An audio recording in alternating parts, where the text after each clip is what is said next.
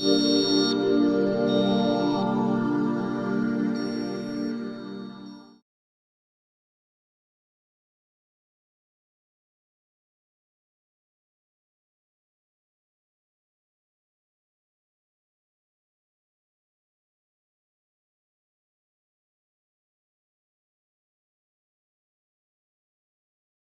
me just start out by, first of all, welcoming you and saying thank you for joining this series. We want to talk to you because you have been instrumental in shaping and transforming a paradigm of thinking and of being in the world. And we're doing the series right now because in this time, I think a lot of people are looking for some sense of how do you actually shift a mindset and a way of being in the world that needs to be shifted. Oh, well, thank you. I mean, I have to say, Louis, this is the conversation I would most like to have at this moment, because in some ways I'm even more aware of this aspect of my work. But when you say this about paradigms, I think the very first thing is you have to realize that you are in a paradigm, as opposed to this is just how it is. And so, I mean, if I look back on my own work, it really started with this realization of, whoa, there is a way of framing this conversation that I had not been aware of. It was really a moment of suddenly seeing this conversation was being framed in a way that made certain voices impossible to hear and understand. I mean, so that was just it. So you can't shift a paradigm until you're aware you're in the paradigm. And it's like that old silly saying about fish don't know that they're in water until they're a fish out of water. So you have to, so you suddenly realize something is keeping us from, you could say, seeing the obvious. And that's what a paradigm is. Well, to start with you, to go back, and I've reread In a Different Voice, and I read Joining the Resistance and a couple of your recent texts about this moment when you noticed that a voice hadn't been heard, that you also hadn't been hearing it, but there was something worth listening to, and that shifted both your sense of thinking about the world, let's say academically, and being in the world. And if you can go back to that moment, I'm really interested in what allows someone to hear that and take that seriously and not just overhear it and move on and say, oh, well, that doesn't register, or that seems wrong or off, and I'm just going to keep on doing what I've been doing. I mean, in some ways, what's really interesting to me right now is that I still remember so vividly that experience. I mean, because it was now many years ago. This was the mid-1970s. And, the year was, I was teaching part-time at Harvard. I had 3 young children, and we had moved from one suburb of Boston to another, which, as you know, as a parent for your children, it's like one end of the world to the other. So I was staying home. And I had been interested in how people think about choices in their lives. I mean, moments where you come and the road diverges and you have to think, which way am I going to go? And I thought that in psychology, where the studies about identity and morality were very hypothetical, sort of like, what if you were in a lifeboat? Well, who's ever been in a lifeboat? You know what I mean? Well, I mean, they're still teaching that if you're in a trolley and have to throw somebody in the way of the trolley, right? That's it. How many times? First of all, there are no trolleys anymore even. So the whole thing is very, or if your wife was dying of cancer and there was a drug and the druggist, and you think, since when is the drug for cancer in a drugstore? I mean, just the whole thing is a kind of suspension. So I thought it's easy to say what some hypothetical person should do in some situations. It's very different when you have to live with the consequences of your choice. Mm-hmm. So I was interested in talking with people who were making decisions that would change their lives. So I started with college students who were facing the Vietnam draft. This is the 1970s. And then Nixon ends the draft. And so that's the end of my study. And so I think, but that same year, we're in 73, the Supreme Court legalizes abortion. So I think, my study, here's another decision. People come to a public place, They have to make a decision. You either have a baby or you have an abortion. I mean, you know, and you live, so I thought I'll interview people who are making this decision. So with then Mary Belenky, she was my graduate student at the time, and we went throughout the city of Boston in street front clinics in the South End, to university health services, to preterm, to Planned Parenthood, and interviewed people who were in the first trimester of a confirmed pregnancy and said, we're interested in how do people think about these decisions? So, you know, our first question was, how have you become pregnant and how have you been thinking about it so far? I just always remember the teenagers looked at us in shock, like these people don't know. Anyway, and you know, what alternatives did you consider? How did you think about each? Who's involved in this decision? And then to see, where is the I in the question? Who's the I in the question? What am I going to do? And do people bring moral language? Good, right, wrong. At the end, if they didn't use moral language, we'd say, is there a right thing to do, right just for you or for anybody? So that was the interview. So here I am. It's the winter of 75. We've just moved. I'm staying home to help my children adjust to new schools and new friends and everything else. And I'm sitting there reading through these transcripts of these interviews that Mary and I had conducted with these women. And this is a diverse women from, you know, working class or poor backgrounds. There's racial diversity in this group. All they have in common is they're making this decision. And the Supreme Court has just done. Now, I've been teaching psychology at Harvard. Part-time, I taught with Erik Erikson, I taught with Lawrence Kohlberg. So I was teaching Freud, and I was teaching Erik Erikson, and I was teaching Piaget, I mean, developmental psychology. And all of those theorists had said, here's my theory of human development. And there's this problem with women. You know, as if this was some fringe group, you know, like there are these strange people who live in this odd country and they don't quite fit into, I mean, we're talking about half the population, never mind. So I remember, and I mean, this is the moment. My friend, I'm reading these transcripts. I have this background of teaching all of these psychological theories. Freud's theory of development, Erikson's 8 stages, Piaget's cognitive development, Lawrence Kohlberg's moral development. My friend Dora comes over. And I remember I'm in my kitchen reading these transcripts of these interviews. And Dora comes over and I say to Dora, you know, Dora, I understand why all of these theories are having so much trouble understanding women. And she says, looks at me, and I said, because women, or at least some of these women, I mean, I'm not, you know, this is just a group of women who are joined because they're all making this decision. They're starting from an assumption of connectedness, and these theories are starting with an assumption of separateness. And see, all of these theories were saying women were having a problem with separation. And I said to Dora, I understand why they're having so much trouble fitting women into these theories. And she said to me, and I think this is key for your question, Uli, she said to me, that's really interesting. Why don't you write about it? So this is your friend who listened to you and heard you say something. And where were you before she said, write it down? Were you thinking, well, maybe the theory is right. Maybe these women are not fitting into the theory? No, really, it was like a kind of random observation. You know, this is what was striking me. I could see. Yeah. And I also understood, and maybe this is key too, because the abortion debate was going on at that moment in the same terms it still is. Right to life versus right to choice. And, you know, whose rights take precedence, the fetus or the woman?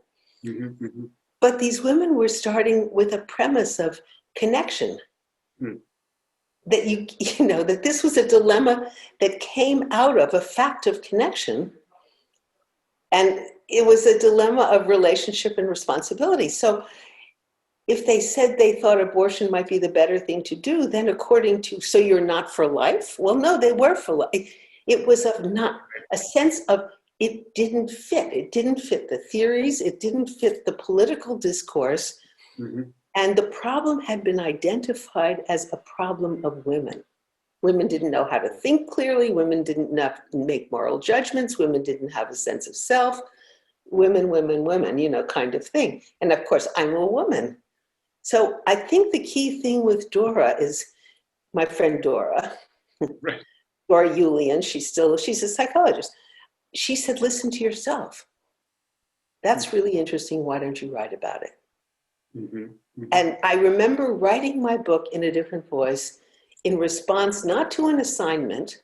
I mean, I was part-time teaching. I really was not looking for promotion, tenure. I had been in the civil rights movement. I had 3 children. I was a modern dancer. I was teaching part-time. Mm-hmm. But it was in response to an inner voice that said, if you want to know what I think, and at the time, I believed nobody was really interested, so I was writing for myself. I was listening to myself and other women, and I suddenly became aware of, I wouldn't have used this term then, there was a paradigm of how you should think, how we think about self, how we think about morality. And I was suddenly aware of a different way of framing the question. What did it produce in you in terms of the Kohlberg, Piaget, Freud, Erikson, the people you taught with and the people you were teaching, when you realized you knew a certain academic paradigm, but you also knew your life experience listening to these women, it didn't totally work. So there's an academic. But also you have to say, because I also remember I knew an academic paradigm, child development, psychological theory, blah, blah, blah, psychoanalysis, cognitive psychology. And I remember, and I never saw the irony in this, I had 3 little children. I would put them to bed, and then I would sit and I would read Erikson about how you're supposed to speak about mothers and children, because I knew if I talked about my own experience, I would get it wrong. Oh, really? And I mean, I think the huge insight for me, I mean, in retrospect, apropos of this conversation, was realizing, wait a minute, there's a paradigm here, and you have to think about by calling it a voice. I mean, it was not called a voice. It was really, here's psychology, here's the truth, here's science, here's blah. I said, no. This is a voice. Here's a way of speaking about the human condition, about human experience, about morality, about the self. And here is another way of speaking. Here's a different voice. And can I ask you something about this? This voice would have, if you had to force it into the existing paradigms, would have always been the one that's less developed, less advanced, less mature. Within that paradigm. And what I did in a different voice is show how if you flip the paradigm, a voice that had been heard as less developed, I mean, this is all, you could cite text. Women have less sense of justice than men. Women are less developed, the moral judgment of the child, Piaget. You have in the index 4 entries for girls, nothing for boys, because the child is assumed to be a boy. So, here's a voice, and then here's a different way of speaking. Here's a different voice. Here's a different way of speaking about self and morality. And over time, the fight over my work is a fight about paradigm. And when we stay with the title for a moment, In a Different Voice, which you've made this point, and I think it's important for our viewers, the book is called In a Different Voice, not In a Woman's Voice. Right. And so you heard a voice and you said, this voice is important. It registers a dimension of experience that is valid. And I need to find a way to actually account for it, make sense of it. What you had as a paradigm, a theory, let's say, or your own experience to say that voice is not as valued, let's stick it somewhere, it's just this other thing. Or, as you just said, it doesn't even show up. Girls are not re-indexed because the other one is considered, it explains everything. And this one couldn't really be fully explained. And I'm just to stay with this for a moment, people, all of us, we live in paradigms. One of the responses would be to say, I must be mishearing this, or I can't trust myself. It just must be me. Like you're sitting at your table thinking, I'm writing this for myself. No one else is going to really notice this or care about this very much. Right? Well, that's what I brought in my friend Dora. Yeah, and what happened is is this is in the age of typing and mimeograph machines. So this is the dark ages, before computers. And so I type out this thing. It's the first thing I ever write that's not for school. And I show it to my students, and they start to show it to their friends. And there were purple mimeograph machines then. Nobody who's alive now, except probably me and 3 other people, remember this. And it started to spread like samizdat. I mean, it really was, everybody was reading, you should read this thing. And so then a student of mine, he was on the Harvard Ed Review, which is student run, like, law reviews. And he said, can I take it to the Ed Review? Yeah. Because this is all part of the paradigm story. So I'm, I said, sure, you take it to the Ed Review. Yeah. It comes back rejected. No revise and resubmit. No, it says the one comment, we don't know what this is. Wow. So then that gets my back up. And I think, you don't know what this is. I will add headings. So you retype it, you go back in. I add headings and I send it back to them. They come, now I can't remember how long this was. Then it comes back to me and they say, oh, now we can see what this is, but it's not written in the voice of social science. It should be in a passive voice and, blah, blah, blah. I say, because my background's in literature, I say, it's called in a different voice. I say, you can't write Faulkner's novels in Hemingway's prose. At this point, I think, as far as I can tell, they're tired of dealing with me. They say, okay, we're going to publish this and that's it. We're tired of dealing with you. Okay, we'll publish it as it is. So they publish it. And here's the key thing to your question, which was true from the circulation. The response is enormous. And I thought it was just me. I thought it was just my problem, that the way of speaking about human development, there was something off about it. Or I thought it was just me, that it got my back up to be told, you don't have a sense of self, you don't know how to make moral judgments, women don't, women have relationships, we're not autonomous, that kind of thing. And I suddenly realized what I thought was just my problem. And that was huge. That was huge. To have this reaction for other people to say, this resonates, and they're connected to something in your writing there. For you to have this experience. I remember at the time, yeah. I mean, when I wrote my book and the manuscript had to be retyped, and I took it to this person who was a typist from Harvard Press.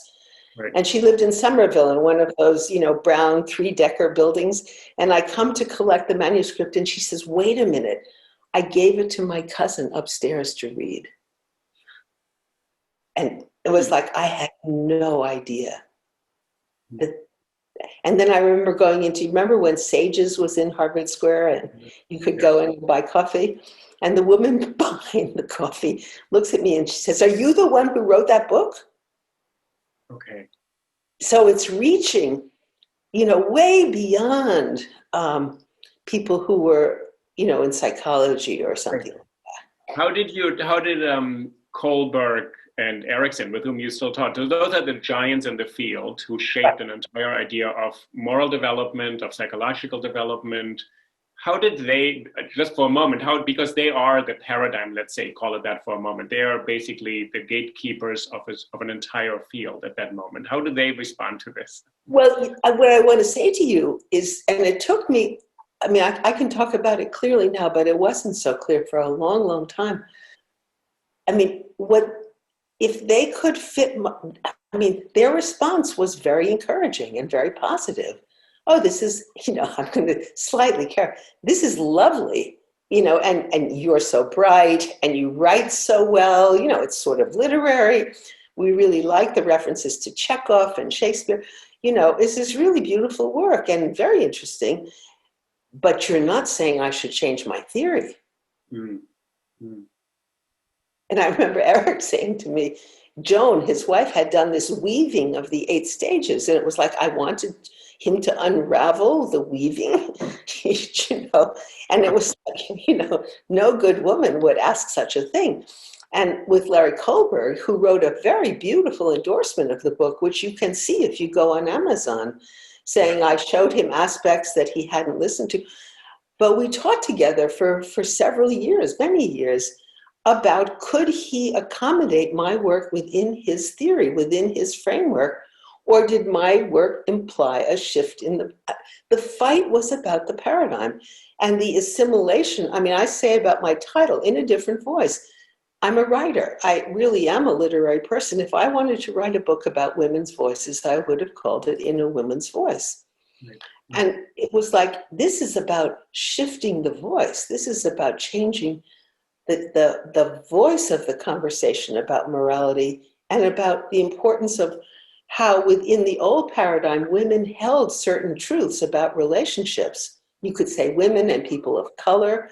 You know, for Ralph Waldo Emerson, I love this New England example. You know, he sits in his study and writes about autonomy. Right. Now, that means that all the people who are taking care of Ralph Waldo Emerson while he's sitting in his study, the people who are cooking his meals and washing his clothes and raising his children, they can't speak, or it doesn't look so autonomous. Mm-hmm. So, in a sense, Eric and Larry, I mean, I thought I had and this is the flip side, I had huge respect for them and their work. I mean, I thought they were brilliant men. So it was interesting to me how they were writing within a framework, within a paradigm that shut out what, in some sense, you could say was the obvious, which is half of humans are women. But this is interesting that they actually didn't feel, and this is what part of the series is about, when a paradigm shifts, the people who are in a paradigm, which is many times all of us, you were in that paradigm as well up to that point, right? So it's not you're out of. I had to fight with, I knew how my work was seen within the paradigm. Right, and it's sort of, the paradigm can assimilate a lot of information and data and what you put in. So Kohlberg and Erickson are saying, oh yeah, we can probably fit that in. It's maybe not quite perfect, but it will fit in. And women you're right, women exist. That's actually interesting. We could listen to women, interesting. So that's a women's perspective, and that would be one way to fit your entire contribution into the existing paradigm, rather than saying it's about human identity and development. And it's not that women are separate and different and have to be in this place, but you're saying, I'm saying something about human development and morality, and I'm actually listening to everybody.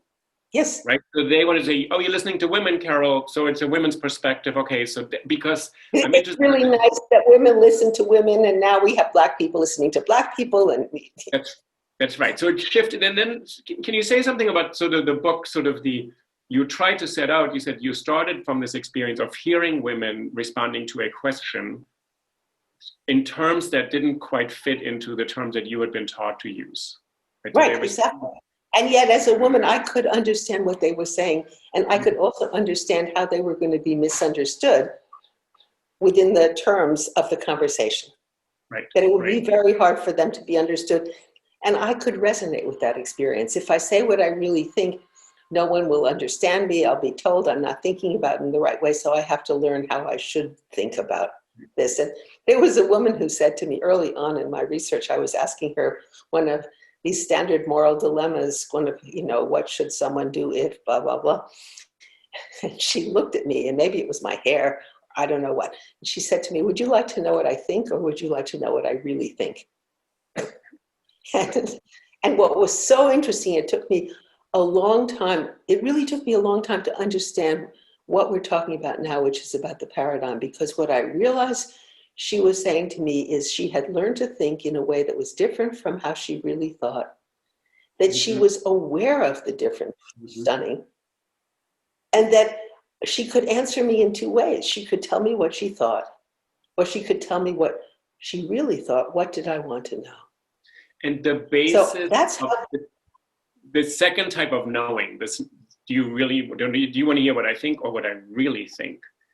that at this moment, and Kate Stimson talked about this, we talked about this a moment, for a moment, this is also grounded in experience, in women's experiences, sharing it with other women and saying, I have an experience, and can I trust this experience, or do I have to actually denigrate this experience or push it down or suppress it or devalue it because the society and culture tells me you don't even have this experience, or if you do, it doesn't really matter very much. Exactly. No, but that's exactly right.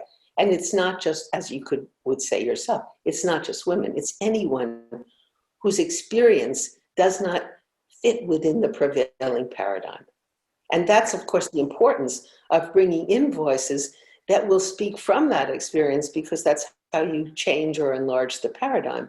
But if you want to maintain the paradigm, I was going to use the word police, that paradigms are policed. And, I teach Audre Lorde.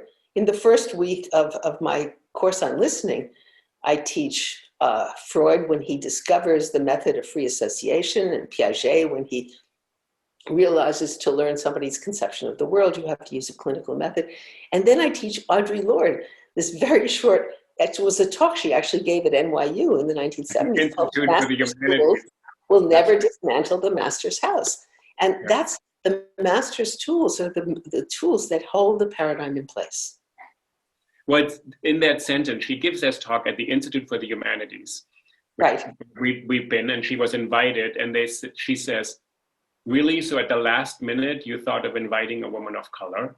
I was the last one you called. I had time. I'm standing up here to now represent an experience, an identity that you term as different. And she says, as an African-American lesbian writer, I'm supposed to now speak for this difference.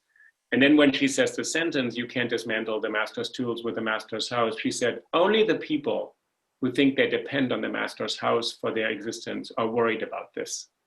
So she says there's another way to be outside of it. And she said, I'm already outside of it. So to keep on working with your tools to dismantle your structure, I'm already in another place.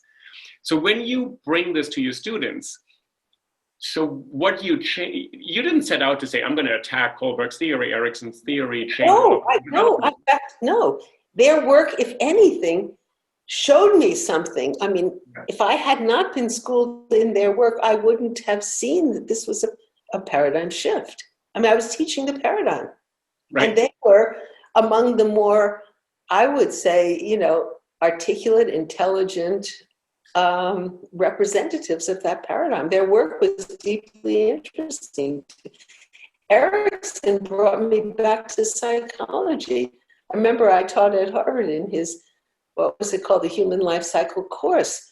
And I was at that point really very alienated from the field of psychology. I couldn't see how I could relate to it. And I got this job teaching with Erikson at Harvard.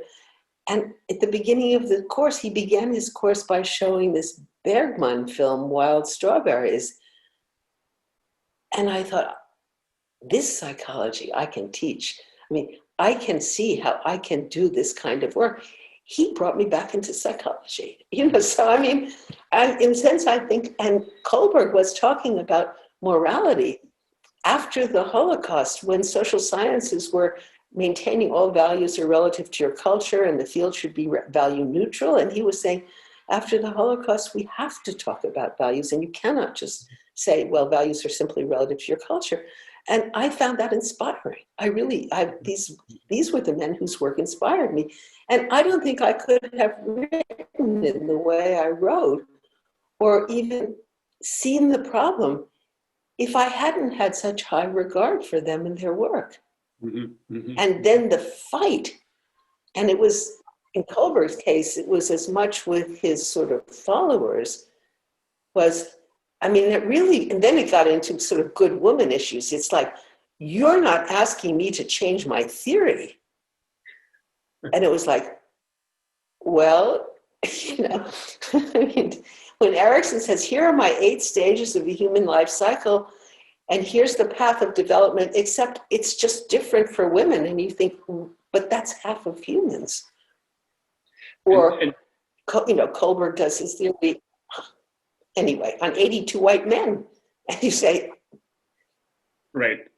So, I mean, that was where the issue was up until that point. I mean, Larry was very happy to say your thinking about care is like the B route through my stages. And I remember he said to me, well, let's start by talking about the 6 stages. And I would say, wait a minute. I can't start by talking about the 6 stages. I have to start by talking about whose voice, which paradigm are we talking in? Right. And I want to say this to people who are watching. When you're talking across paradigms, it's very hard to have the conversation because the very terms of the discussion are up for grabs. And let's talk a little bit about how the book was received and how it's been sort of, if you could give to our listeners sort of a sense of what you think was the realization that hadn't fit into the theory and that wasn't a problem that women created. So there's a 2-part to it. They said, oh, women are different. You said that's not the case. And you said it's not that women are different. They say maybe the theory has to be rethought to account for difference itself and to account for all of humanity. You know, it was just this past year when I wrote this, that gave this plenary talk at the analytic meetings that I sent to you, that I could say so clearly, or maybe it was when I wrote for the Los Angeles Review of Books in a Different Voice, Act 2, something very clearly. The different voice, it's very clear now from the research in the human sciences. The different voice, meaning a voice that joins reason and emotion, mind and body, self and relationships, is a human voice. The voice it differs from is a patriarchal voice that has the gender binary, where reason is masculine and emotion is feminine. So, and within a patriarchal structure, paradigm, you might say, culture, order, the human voice is a voice of resistance. And so, in the work that followed in A Different Voice, when I did the studies of girls, I spent 10 years studying girls. The first thing I ever wrote about that work was called Joining the Resistance, as I came up against a healthy resistance to entering a paradigm that would split basic human capacities, that would undermine human relationality. And I think that's why this sense of students have today that we are in a paradigm that's not allowing us to address the real problems that we are facing as humans. And there's a tension between who we are as humans, and this is like neuroscience and evolutionary anthropology, and the paradigm that starts with as humans, we're basically relational beings, and the paradigm has been one of separateness.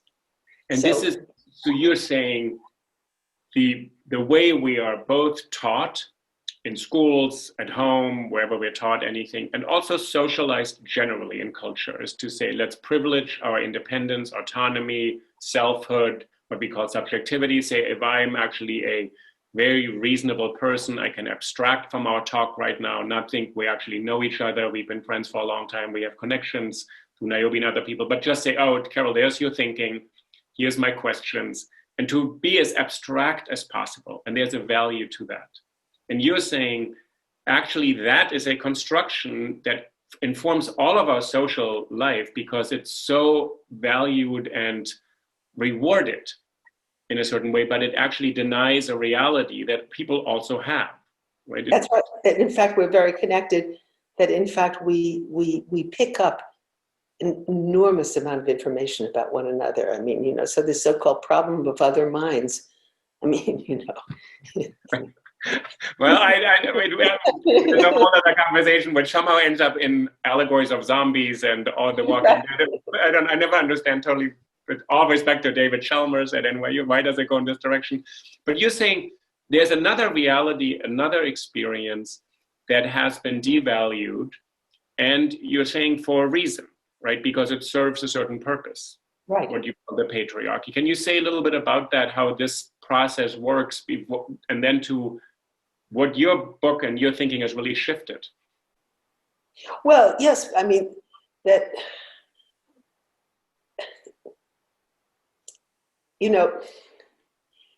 if you start, which is where now, I mean, there's a really growing body of evidence. I mean, starting with very little children, I start my classes now by showing it's a 2-minute film, YouTube, called the still-faced experiment. I mean, it's absolutely stunning. It's Ed Tronick's experiment. You can Google it. You Google still face. So you see this mother and there's a 1-year-old baby, and they can do it with a mother and baby or a father and baby or a white person and a baby or a black person. It doesn't matter. It's a human baby at the age of 1. And at a certain point, the instruction from the experimenter, Edward Tronick, he's a psychologist in Boston, now at UMass, is play with your baby. So the parent, does what you do with the baby. And then he says, for 2 minutes, now make your face still, meaning stop responding to the baby. Just be still faced, like po-faced. Do you know what I mean? Yeah. This is the interesting thing. Instantly, the baby picks up the breaking connection. This is a 1-year-old. Instantly. And the immediate move on the part of the baby is to try to repair the break in the relationship. So the baby repeats what the baby has done that got a response. The baby points. The baby makes the same sounds that the mother has responded to, and the mother stays still-faced. And then in this 2 minutes, it's almost unbearable. I've watched it a million times. I can't stand it. You start to see the baby's posture gets rigid, and this cadenced relational voice, like we're talking, turns into this high-pitched screeching.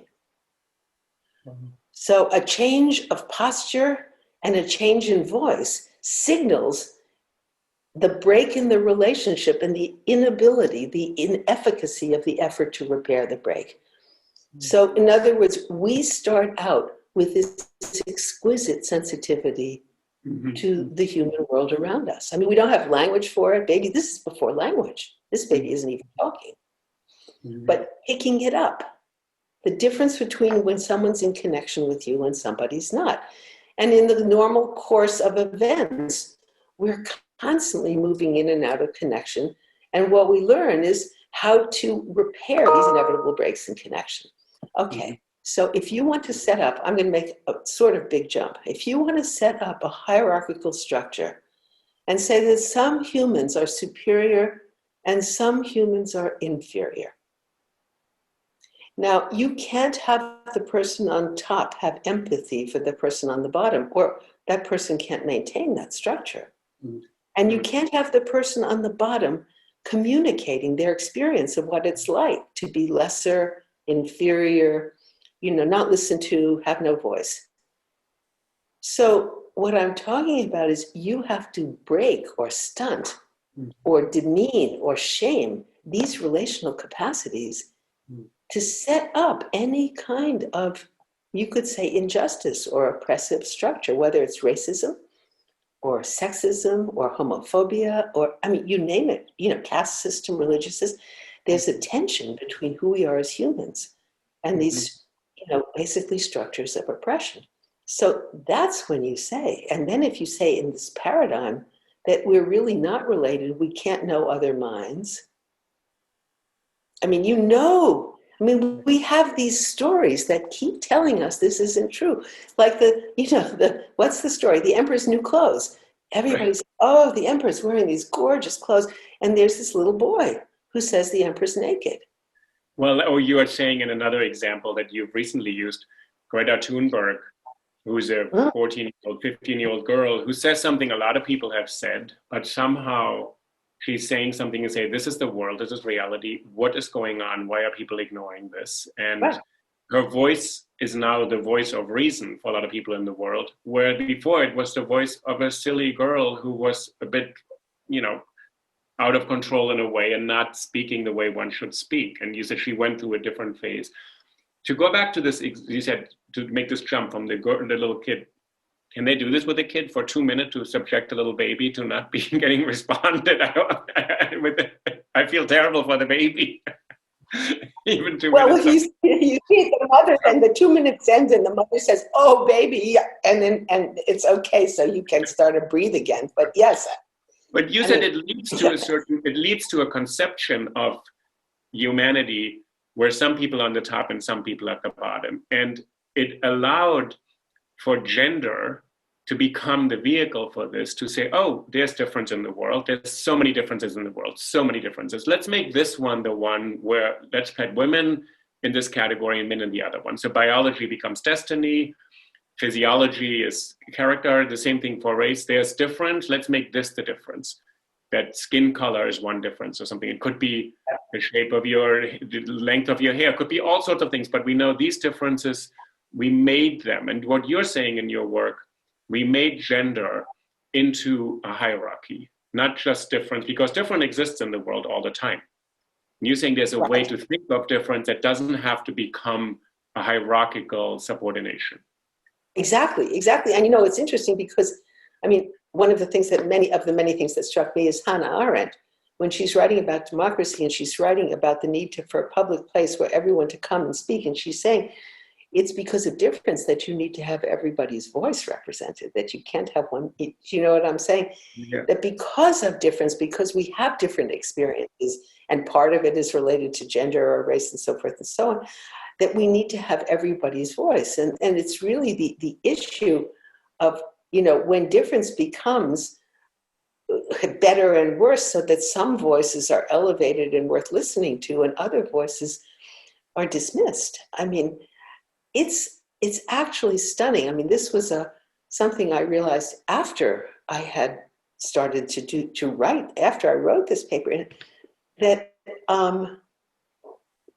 it was extraordinary how many psychologists, and this is what followed the publication of my book in part, had in fact, just listened to men and listened to white men and written. There's a book that's called The Psychological World of the Teenager, and the subtitle is The Study of 175 Boys. And even a first-year graduate student knows that that's a mistake. Or there's another book called Seasons of a Man's Life, and the subtitle was Stages of Adult Development. And the interesting thing is both of these books were written by man-woman couples. So basically, this was a culture where men were seeing the omission of women as basically insignificant. Mm-hmm. I can leave out women and miss nothing. And women were seeing the omission of ourselves as insignificant. Mm-hmm. Mm-hmm. And it in some ways, all of this work showed me the power of paradigms, or you could say the power of culture, to blind us to the obvious. So we literally came not to see what was right in front of our eyes. I think that's why, having taught with Erik Erikson and Larry Kohlberg, who are very intelligent men, that they didn't see this was a problem. Right. Do you know what I'm saying? And that they were perfectly willing to say, oh, this is really very nice work about women, and actually it's very insightful, and it's really important to listen to women. And yes, we realize women are humans, but here's my theory. And according to my theory, I have to. So and I think that's where we are right now as a society. I think we're fighting over the paradigm, and I think it's useful to be able to see it that way. And I think the usefulness to me of talking about voice, which was a natural thing for me because I grew up in literature, as I told you, but also with music. So the idea of different voices it's very specific for me, is here's a voice, meaning here's one way of speaking about the human condition, and here's a different voice. Here's another way of speaking about the human condition. So you really then begin to talk about paradigms. You see paradigms. To put this point a little, to make a point of this, so your work is not saying at all, oh, women's voices are different, but you're saying the human condition is not that we start out being separate or striving for this separateness and autonomy in our lifetime, but we actually start out as deeply interconnected, and through society and all sorts of other practices, we actually start denying or denigrating that. So your work is about the human condition and the human voice in all of its facets. And in some ways, I think part of how your work has been somewhat received is the paradigm wants to absorb it and say, okay, there's Gilligan writing about women. That fits still into this pattern. But you're Right. saying it's actually more at stake. Say, no, once you rethink the paradigm that gender is already a lens that has been constructed as hierarchical, once you can see that as a construction, you can see human voices as different from what we thought they were. Yes. And then you're in a different place, right? Then you're in a suddenly, and that's where you work. So your work went to Meeting at the Crossroads with Lynn Michael Brown, where you then study teenagers. And you said, teenage girls, or Naomi Wei's work, younger boys, they all have this voice. We can hear it. So what you're saying, it's available to us. We can Right. find it in different places, not in one place only. The fact that it's available means it's human. It's Right. not linked to one identity or one category or one biology. And can you say something where we are today in terms of where feminism is? I'll tell you one funny thing. So I studied with Harold Bloom, who I was quite fond of only at NYU when he taught at NYU, and he got caught up a little bit in the culture wars. It's not Alan Bloom, it's Harold Bloom, the literary critic. And he said to me once, the most radical thing that's ever happened, he said, ever, is feminism. Because he said, for 2,000 years, the tradition valued men's voices. The fact that we actually now know women's voices matter is so radical that he said to me, I can't make sense of that shift. And he Wow. said it was so fundamental for him. And he, he sort of had his few favorites. He liked Emily Dickinson. He has picked out a few women, in the canon. But he ultimately said it changes everything about how we are as human beings and what we think of culture. So I'm kind of interested where it is today, where you think we are in this conversation today. Well, I mean, I love that story, and I completely agree with him. It is a bit of an ambivalent story. There was a bit, at least Harold acknowledged, he said, I have no idea how to make sense of it. And he wasn't exactly maybe happy about it, but he said, it's the real story. He said, it's so fundamental, he said, for him to say that we've gone away from this previous paradigm that men's voices are universal, to that the human voice is actually multifaceted. Right. So where do you think we are today with, I actually thought I think we're in the midst, I would say we are literally living in the midst of a paradigm shift, or you could say a paradigm fight. What the fight today is, it's out in the open. It wasn't out in the, I think that Harold Bloom was, that's a very shrewd comment. And I think, as I said, I completely agree with him. And very few people saw it that way. But now I think it's out in the open. This is really, this is a fight about the paradigm. And it does change everything. Yeah. And I was thinking about you yesterday. I was watching the Kamala Harris-Mike Pence debate. And the one comment I really was when Senator Harris kept on saying, Mr. Vice President, I am speaking. And she said, Mr. Vice President, I am speaking. Right. Mr. Vice President, I'm speaking. She said it repeated. She didn't say, don't interrupt me, don't do this. Her space to say that was, I am speaking. And that was probably the way in which she could say something, which she could have said to him, you're not adhering to the rules, but that wasn't the point. But that a woman's voice today is still spoken over, silenced. And this is what the battle is right now. My 22-year-old granddaughter, Nora, who just graduated from NYU, and she said watching the debate, she and all her friends, completely identified with that sense of Pence really having, he felt he had no qualms about talking over Kamala Harris and also the moderator. That as a man, he was used to talking over women, and he just completely ignored what I also thought the moderator kept saying, Mr. Vice President, completely ignoring it. And that sense of one's voice being spoken over or ignored, or, that what he had to say was the more important thing to say. Yeah. And where do you think we are now in terms of when you're talking to your granddaughter or to students today, when women are saying, I know this experience, and you're looking back at mid-70s or 82 when you're writing in a different voice and said, you also knew what that was. But today they have the arsenal and the tools, at least of all this work, including your work, to say, I know what this is. This is the patriarchy devaluing my voice. Yeah, for Kamala Harris to say, I am speaking. just that beautiful, I mean, just declarative sentence, I am speaking. It's a little bit like, I mean, it's like Greta Thunberg saying, when people say, you should be in school, what are you doing on school strike? And she said, you don't care about my future. You don't care about the climate. Why should I care? I mean, that kind of response. Do you know it was a teenage girl who filmed the killing of George Floyd? It was the teenage girl who took her phone. And there was an article in the New York Times, I believe it was yesterday or the day before, about, oh, these teenage girls. And you see, that's the kind of girls who says, you shouldn't be filming this. People don't film this. You should be in school. You should. And these girls are now, we're starting to hear these voices. And the fact is that they're all around us. And I think it's, you know, they're in Congress now. And it's Kamala Harris is in the Senate. I am speaking. Mm-hmm. Mm-hmm. I also like. Do you know, actually, I mean, you go back to the 19th century, women were not allowed to speak in public.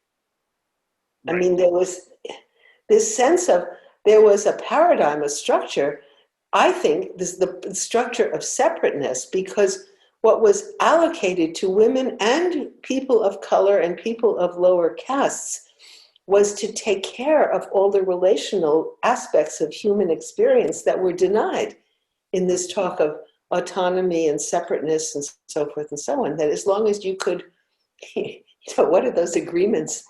Now you had to sign an agreement that you would never speak, you know. So you, and the point is, I mean, in a way, it's like the emperor's new clothes. Everybody knew it, but you were to act as if you didn't know what you knew.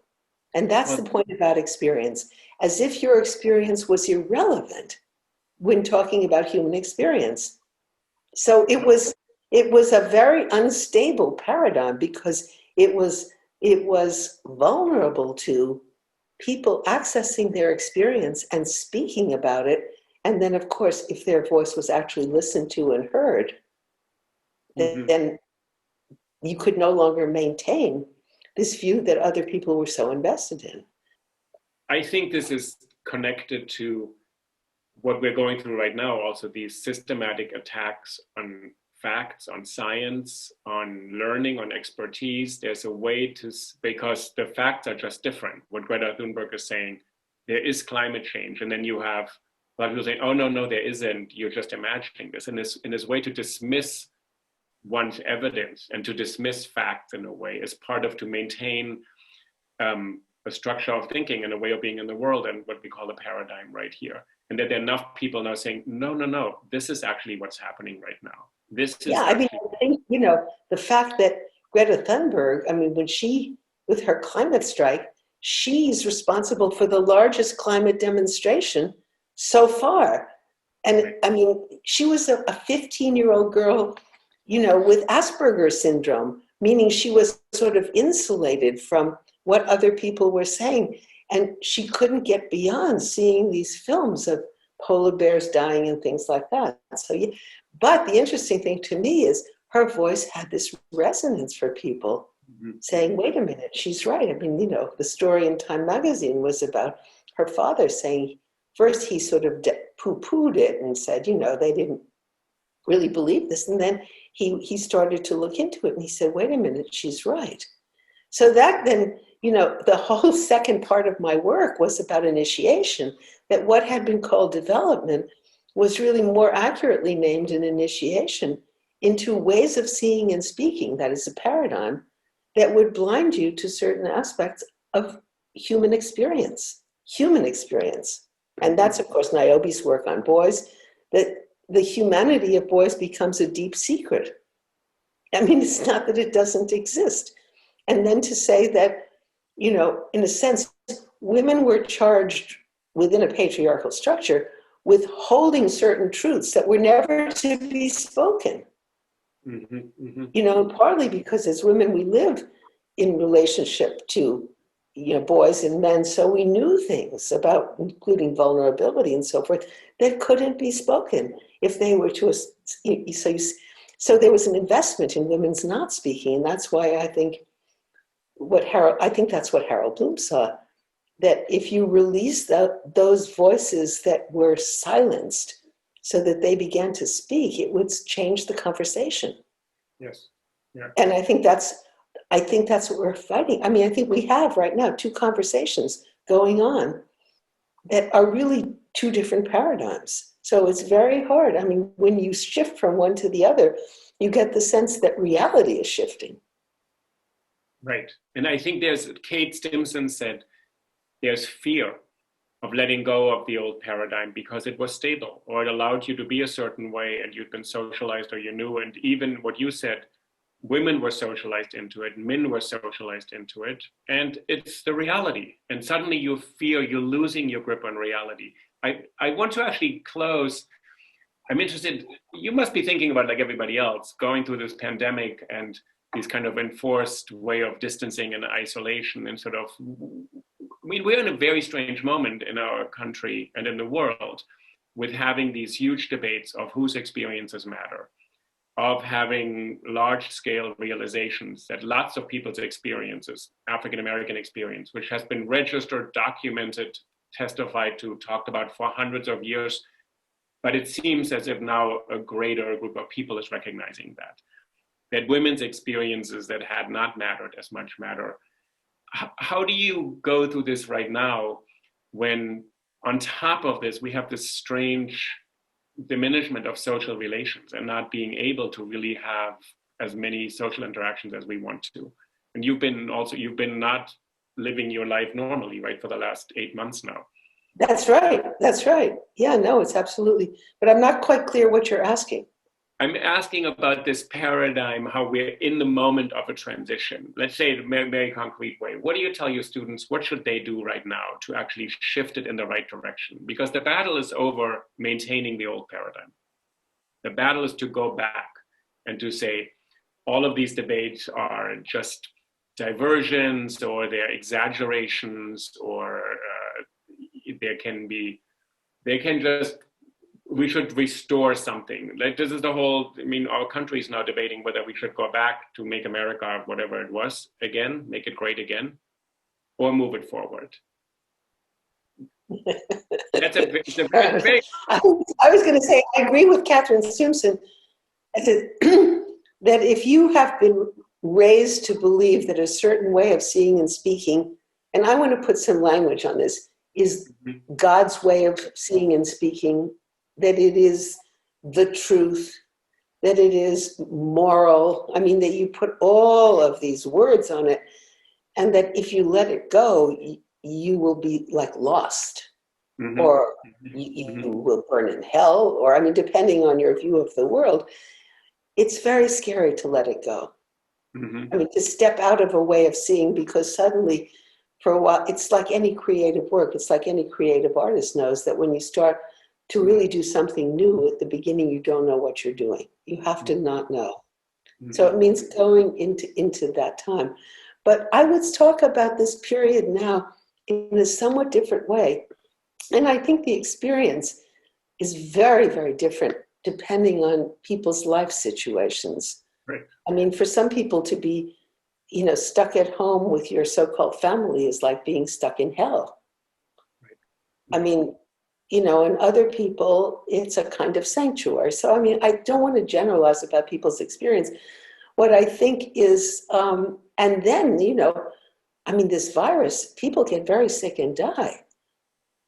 I mean, we have the highest death rate in the world in this country. I mean, over 200,000 people. And you think every single one of these deaths happened, if it's not in a family, it's in a radius of relationships. So this country is grieving right now.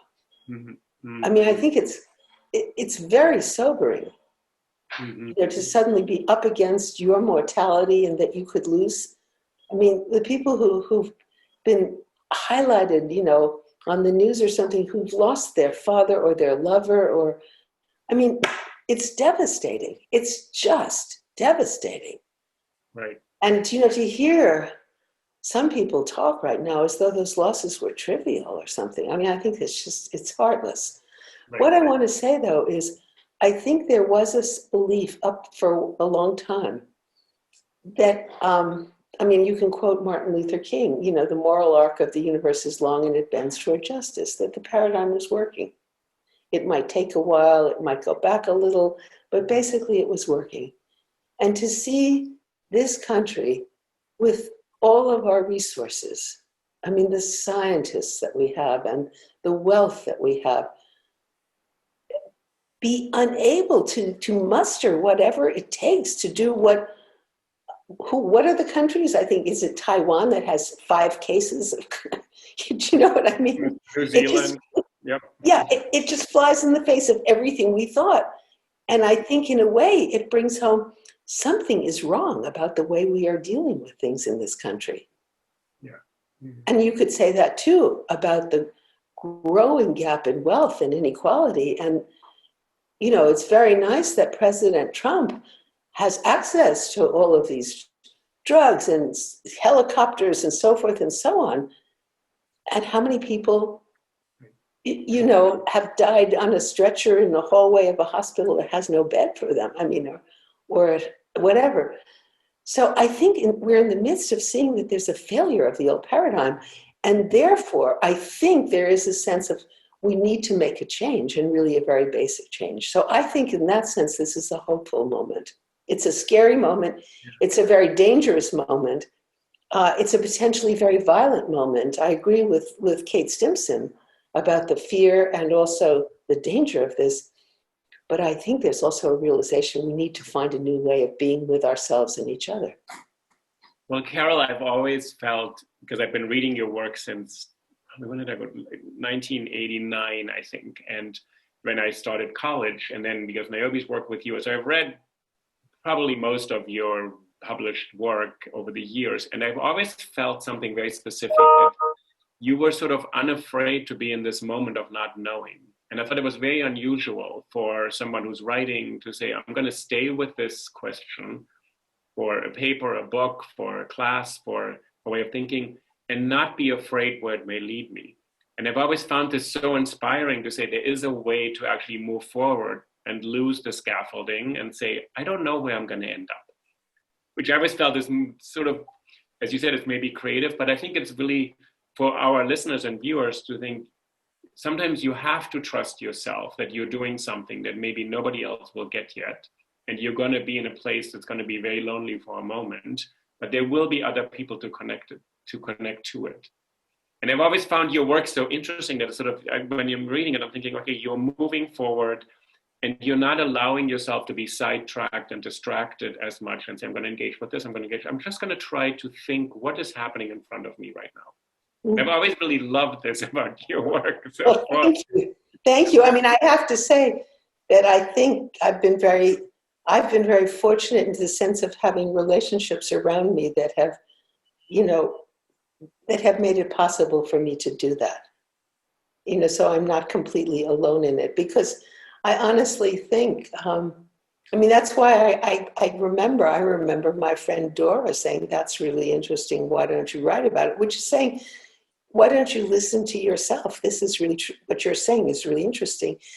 And then, I mean, just the other day, because it was the Jewish holidays, and I was, of course, like everybody else, zooming in to services that a friend of mine, Donna Kirschbaum, who's a rabbi who was, you know, with Women Wage Peace and leading these services, and it was all on Zoom, and it was up in New Hampshire. And just before she begins, you see these other people. I don't know them. I don't know who they are. And some woman in that congregation says to me, "You're Carol Gilligan. You changed my way of seeing 9-year-old girls." And I thought, you know, if only that, I would be so, you know, to just, she heard the 9-year-olds in a different way. And so that meant so much to me. And I give, you know, because this whole thing around the paradigm was difficult for me and confusing for me. And the wish to say, you know, if you'd only come into our paradigm, we would give you this and this and this and this, and I couldn't. And you know, I appreciate both what you said about my work, about it's about a human voice, and what you said about my ability to stay with what I don't know but really want to know. But it was relationships that made that possible for me. So I would really say that to anybody who's doing this kind of work. So I want to thank you for being part of the series, and on behalf of NYU Skirball, we really love having you here, Carol. So it's really been a pleasure. Thank you so much. Thank you so much. All right, Uli.